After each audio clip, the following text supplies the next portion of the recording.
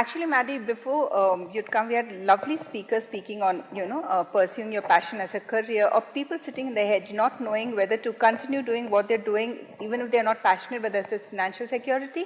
But then also taking the risk and doing something you're passionate about, but then there's always a thing that, will this work? And if it doesn't, how long should I wait?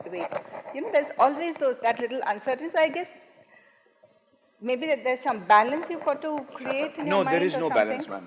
No, ma'am. Absolutely. I think the half-hearted attempt trying to make allowances for your failure is the failure itself. Absolutely. You need to completely apply yourself to it. I cannot afford to do a film in between thinking, this will be okay, and this one will be okay, I want to do a next film. Those 6 months that I do a film without my conviction is hell. I mean, that's the way I will lead the rest of my life for the next 6 months. My approach to my friends, my family, everything that I do is substandard because that's the kind of film I'm doing.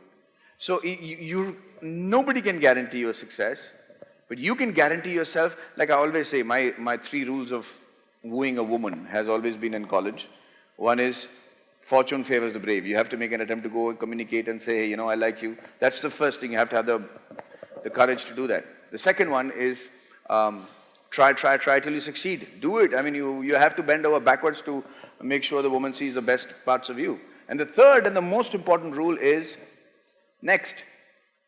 If not this one, then another one. Let's pursue the next one. As easy as that.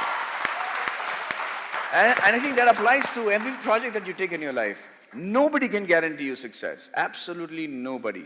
Nobody guarantee you that you'll be, healthy enough or alive enough to enjoy that success. But the process cannot be half-hearted. It cannot be intermediate. It cannot be something that, chalo, at least I have this safety. You have to go full hog into that. My personal belief. Thank you, ma'am. Thank you, sir.